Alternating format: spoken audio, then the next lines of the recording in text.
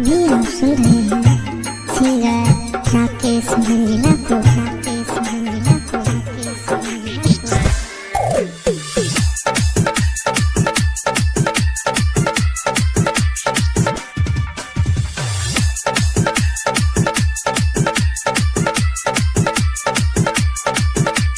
DJ ओम शंकर परसा हरभिंडा।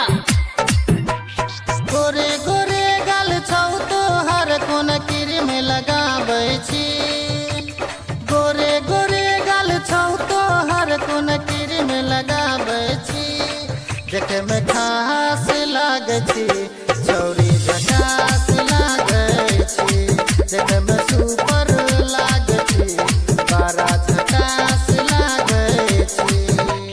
गोरे गोरे गाल छौ तोहर कोन क्रीम लगाबै छी। गोरे गोरे गाल छौ तोहर कोन क्रीम लगाबै छी।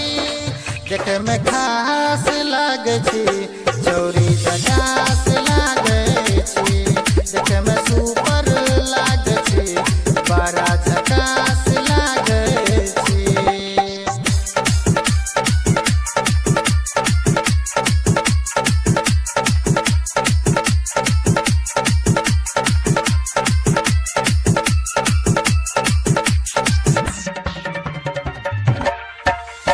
डीजे ओम शंकर परसा हरभिंडा।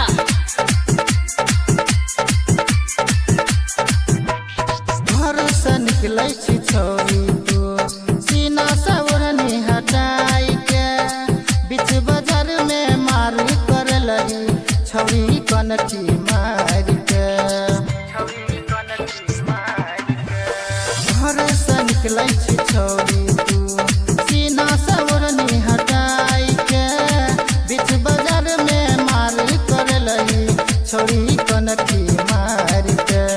हाथ के इशारा से छौरा के बोलाबै छी। हाथ के इशारा से छौरा के बोलाबै छी। देखे में खास लागै छी, छौरी झकास लागै छी। देखे में सुपर लागै छी, बड़ा झकास लागै छी।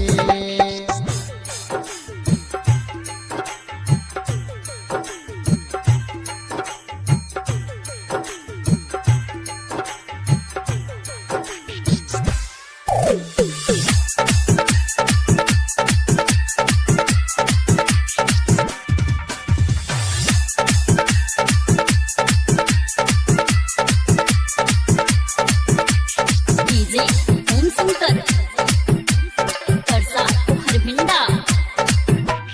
सोलह के तोहर जवानी देख के बुढ़वो भेलो पागल गे।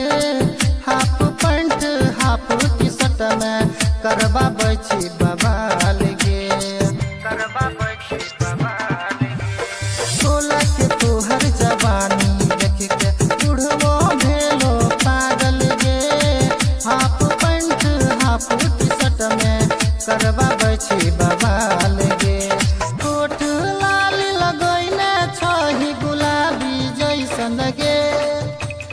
कोट लाली लगैने छही गुलाबी जैसन गे।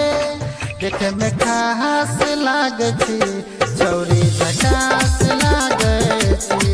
देखे में सुपर लागै छी, बड़ा झकास लागै छी।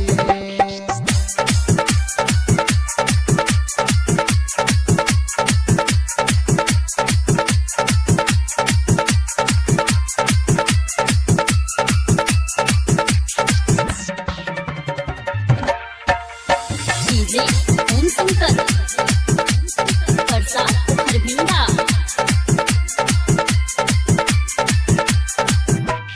राकेश रंगीला कहै छो, मानी ले छौरी बात गे। छौरा सबके चक्कर में पड़बे, हो जेतो बवाल गे। राकेश रंगीला कहै छो, मानी ले छौरी बात गे।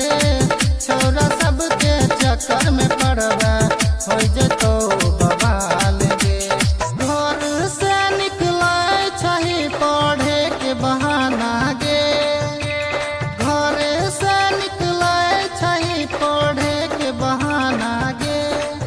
देखे में खास लागे छी चौड़ी झकास लागे छी देखे में सुपर लागे छी बड़ा झकास लागे छी गोरे गोरे गाल छौ तो हर कोन क्रीम लगाबै छी गोरे गोरे गाल छौ तो हर कोन क्रीम लगाबै छी देखे में खास लागे छी चौड़ी झकास लागे छी देखे में सुपर लागे